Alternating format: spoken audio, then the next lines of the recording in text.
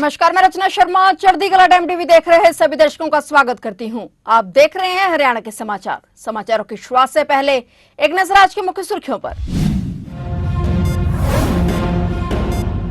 आज कुरुक्षेत्र दौरे पर सीएम नायब सिंह सैनी 8वें राष्ट्रीय पोषण माह के राज्य स्तरीय समारोह में हुए शामिल। कुरुक्षेत्र में महिला एवं बाल विकास विभाग ने लगाई प्रदर्शनी।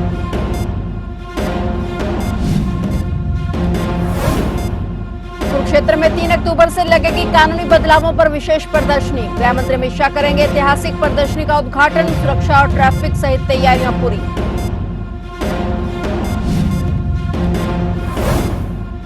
गुरुग्राम में 20 क्विंटल नकली पनीर खोया बरामद। खाद्य विभाग और सीएम फ्लाइंग की कड़ी कार्रवाई। छापेमारी की खबर से मचा हड़कंप, दुकानदार हुए फरार। रिपोर्ट आने पर होगी सख्त कार्रवाई।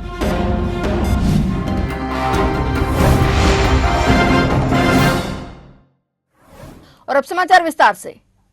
हरियाणा के मुख्यमंत्री नायब सिंह सैनी आज कुरुक्षेत्र दौरे पर हैं, जहां उन्होंने कुरुक्षेत्र विश्वविद्यालय में आयोजित 8वें राष्ट्रीय पोषण माह के राज्य स्तरीय समारोह में हिस्सा लिया। इस समारोह में मुख्यमंत्री नायब सिंह सैनी ने 62 नए आंगनबाड़ी केंद्रों का शुभारंभ किया और 650 आंगनबाड़ी केंद्रों के नवीनीकरण कार्य का उद्घाटन किया। महिला एवं बाल विकास विभाग द्वारा आयोजित इस समारोह में एक प्रदर्शनी भी लगाई गई, जिसका अवलोकन मुख्यमंत्री नायब सिंह सैनी ने किया। ये प्रदर्शनी पोषण और बाल विकास से जुड़े विभिन्न कार्यक्रमों और उपलब्धियों को प्रदर्शित कर रही है। मुख्यमंत्री के इस दौरे को राज्य में पोषण और बाल विकास के क्षेत्र में किए जा रहे प्रयासों को बढ़ावा देना है। नए आंगनबाड़ी केंद्रों के शुभारंभ और मौजूदा केंद्रों के नवीनीकरण से बच्चों और महिलाओं के स्वास्थ्य और पोषण स्तर में सुधार की दिशा में महत्वपूर्ण कदम उठाए जाएंगे। इस अवसर पर विभिन्न गणमान्य व्यक्ति, अधिकारी और स्थानीय लोग भी उपस्थित रहे।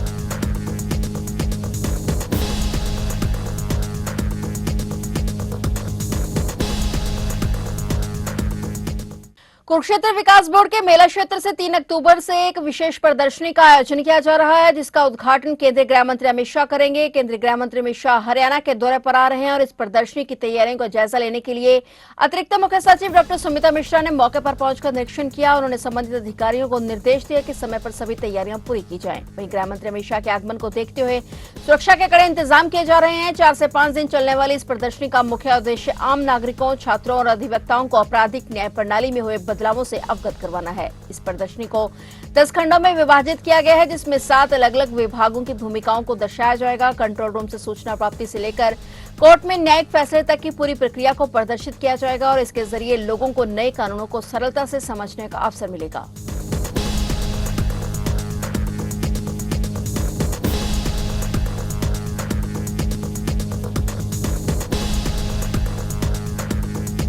फेस्टिवल सीजन के मद्देनजर खाद्य सुरक्षा विभाग और सीएम फ्लाइंग की संयुक्त टीम ने गुरुग्राम में बड़ी कार्रवाई करते हुए 2000 किलोग्राम से अधिक नकली पनीर और खोया जब्त किया है। ये छापेमारी शहर के 12 से अधिक इलाकों में की गई है। मीडिया रिपोर्ट्स के मुताबिक सबसे बड़ी कार्रवाई फारूक नगर क्षेत्र में की गई है। यहाँ झज्जर रोड बस अड्डे के पास एक पिकअप वाहन से लगभग 1000 किलोग्राम पनीर बरामद किया गया है। वाहन चालक की पहचान जुनैद के रूप में हुई है, जिसने पूछताछ में बताया कि पनीर पलवल के हथीन क्षेत्र से लाया गया था। जब्त किए गए पनीर का नमूना जांच के लिए प्रयोगशाला भेजा गया है। सीएम फ्लाइंग की छापेमारी की खबर मिलते ही बाजार में हड़कंप मच गया और कई दुकानदार अपनी दुकानें बंद कर फरार हो गए। टीम ने झज्जर रोड स्थित यादव डेयरी पर छापा मारकर 700 किलोग्राम पनीर बरामद किया। छापे के वक्त डेयरी मालिक सोनू सिंह मौके पर मौजूद थे। वहीं बस अड्डा रोड स्थित परवीन डेयरी में भी छापेमारी के दौरान टीम को 100 किलोग्राम पनीर और 60 किलोग्राम खोया मिला और इस दौरान दुकान मालिक धर्मपाल भी मौजूद थे। इन सभी उत्पादों के नमूने जांच के लिए भेजे गए हैं। जिला खाद्य सुरक्षा अधिकारी डॉक्टर रमेश कुमार चौहान ने बताया कि रिपोर्ट आने के बाद दोषियों के खिलाफ कानूनी कार्रवाई की जाएगी। उन्होंने कहा कि त्योहारों के दौरान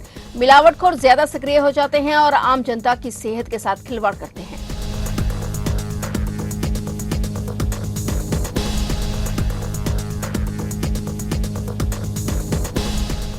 आखिरकार वह फैसला हो गया जिसका हरियाणा की राजनीति को बेसब्री से इंतजार था। कांग्रेस ने अपने प्रदेश अध्यक्ष और नेता प्रतिपक्ष का ऐलान कर दिया है। एक बार फिर भूपेंद्र सिंह हुड्डा नेता प्रतिपक्ष की जिम्मेदारी निभाएंगे, जबकि प्रदेश अध्यक्ष पद पर उनके करीबी राव नरेंद्र को हाईकमान ने भरोसा जताया है। कांग्रेस ने जाट और ओबीसी गठजोड़ को महत्व दिया है, जिसकी चर्चा पहले से थी और कई राजनीतिक पंडित इस संयोजन की सलाह भी दे रहे थे। हुड्डा 2 बार मुख्यमंत्री, 4 बार नेता प्रतिपक्ष, 4 बार सांसद और 6 बार विधायक और 6 साल तक प्रदेश अध्यक्ष रह चुके हैं। राव नरेंद्र सिंह 3 बार विधायक और हुड्डा सरकार में स्वास्थ्य मंत्री रह चुके हैं। कांग्रेस ने एक कदम आगे बढ़ाते हुए न केवल ओबीसी को प्रदेश अध्यक्ष बनाया, बल्कि अहिरवाल क्षेत्र से आने वाले नेता को इस पद के लिए चुना। इसका कारण ये है कि कांग्रेस को सत्ता हासिल करने के लिए अहिरवाल में मजबूती जरूरी है, क्योंकि पिछले 3 कार्यकाल से अहिरवाल ही बीजेपी के लिए सत्ता की चाबी साबित हुआ है। इन 2 नेताओं की ताजपोशी से यह भी स्पष्ट हो गया है कि कांग्रेस हाईकमान का भूपेंद्र सिंह हुड्डा पर पूरा भरोसा कायम है। गौरतलब है कि हरियाणा कांग्रेस के नए प्रदेश अध्यक्ष राव नरेंद्र सिंह ने पूर्व मुख्यमंत्री भूपेंद्र सिंह हुड्डा से आज मुलाकात की है। इस मुलाकात में दोनों नेताओं ने एक दूसरे को नई जिम्मेदारी के लिए बधाई दी और हाईकमान का धन्यवाद किया।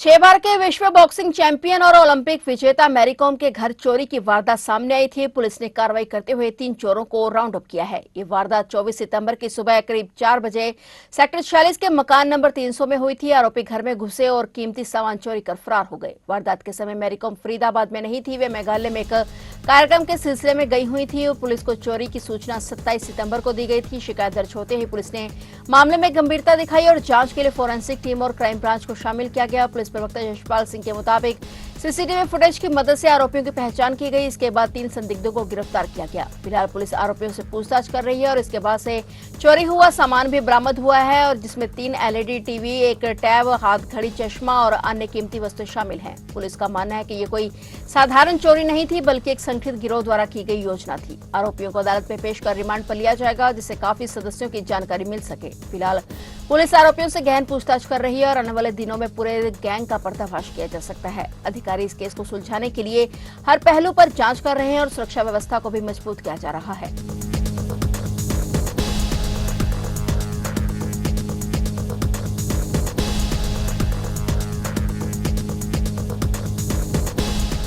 पंजाब और हरियाणा हाईकोर्ट ने चंडीगढ़ में सरकारी आवास में अपने 2 अधिकारियों के निर्धारित अवधि से अधिक समय तक रहने के मामले में हरियाणा सरकार से जवाब मांगा है। राज्य और केंद्र शासित प्रदेश प्रशासन के रुख में विरोधाभास पाए जाने के बाद यह जवाब मांगा गया है और मार्च 2025 में केंद्र शासित प्रदेश की एक रिपोर्ट में खुलासा हुआ था कि वीरेंद्र सिंह शेरावत और नीरज कुमार नाम के 2 अधिकारी 6 महीने की रियायती अवधि प्राप्त समाप्त होने के बाद भी सरकारी आवास में रह रहे हैं। हरियाणा सरकार ने दावा किया था कि किसी भी सरकारी आवास में इस तरह की कोई भी अवधि समाप्त होने से पहले नहीं रुकी है, और इस पर पंजाब और हरियाणा हाईकोर्ट ने 14 अक्टूबर तक हरियाणा सरकार से हल्फनामा मांगा है, जिस पर सरकार को स्पष्टीकरण देना होगा। हरियाणा के ऊर्जा परिवहन एवं श्रम मंत्री अनिल विज ने आई लव मोहम्मद ट्रेंड पर प्रतिक्रिया देते हुए इसे देश की शांति के खिलाफ एक साजिश बताया है। उन्होंने कहा कि किसी को किसी से प्रेम हो, इसमें कोई आपत्ति नहीं, लेकिन अगर किसकी आड़ में कानून व्यवस्था को बिगाड़ने की कोशिश की जाए तो यह स्वीकार्य नहीं है। विज ने कहा कि कोई किसी से लव करे, किसी को ऐतराज नहीं, लेकिन प्रतीत हो रहा है कि टूल किट के माध्यम से देश में अशांति पैदा करने के नए प्रयोग किए जा रहे हैं। लखनऊ में इस तरह के होर्डिंग्स लगाना और कांग्रेस की इसमें भूमिका, ये सब तो एक साजिश का हिस्सा लगते हैं। उन्होंने आगे कहा कि अगर इस ट्रेंड की आड़ में पत्थरबाजी, फायरिंग या दंगे भड़काए जाएं तो यह देश की शांति और कानून व्यवस्था के साथ खिलवाड़ है, जो बर्दाश्त नहीं किया जाएगा। वहीं कांग्रेस नेता राहुल गांधी द्वारा बीजेपी को वोट चोर और अब पेपर चोर कहे जाने पर उन्होंने तीखी प्रतिक्रिया दी। उन्होंने कहा कि कुछ बच्चों की भाषा बचपन में ही गंदी हो जाती है और वे अच्छी भाषा का प्रयोग नहीं कर सकते।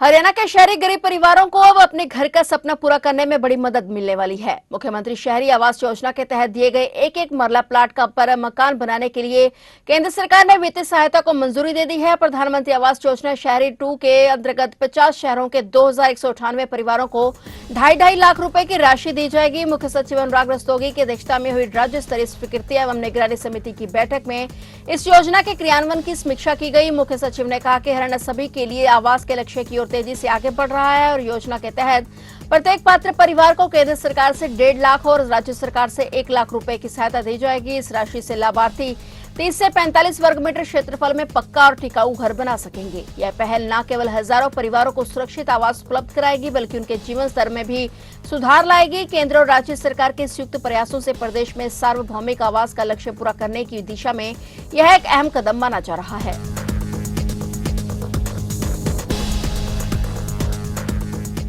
खरीफ खरीद सीजन 2025 के दौरान हरियाणा की मंडियों से 1,87,743.49 मीट्रिक टन धान की खरीद हो चुकी है। इसमें से 25,000 मीट्रिक टन धान की उठान भी मंडियों और खरीद केंद्रों से हो चुका है। हरियाणा के खाद्य नागरिक आपूर्ति एवं उपभोक्ता मामले विभाग के एक प्रवक्ता ने कहा कि अब तक राज्य भर में लगभग 20,147 किसानों से धान की खरीद की गई है। यह सभी किसान मेरी फसल मेरा ब्यौरा पोर्टल पर पंजीकृत किसान हैं। हरियाणा की मंडियों में अब तक कुल 3,17,881.56 मीट्रिक टन धान की आवक हुई है। उल्लेखनीय है कि हरियाणा राज्य में भारत सरकार द्वारा निर्धारित समर्थन मूल्य पर धान खरीद 22 सितंबर 2025 से शुरू हो चुकी है और अब तक सबसे अधिक धान खरीद कुरुक्षेत्र जिले में हुई है और कुरुक्षेत्र में 82,760.48 मीट्रिक टन धान की खरीद हुई है। कुरुक्षेत्र में अब तक 1,13,582.72 मीट्रिक टन धान की आवक हुई है। मंडियों खरीद केंद्रों से धान की खरीद खाद्य और नागरिक आपूर्ति विभाग, हैफेड और हरियाणा राज्य भंडारण निगम द्वारा की जा रही है।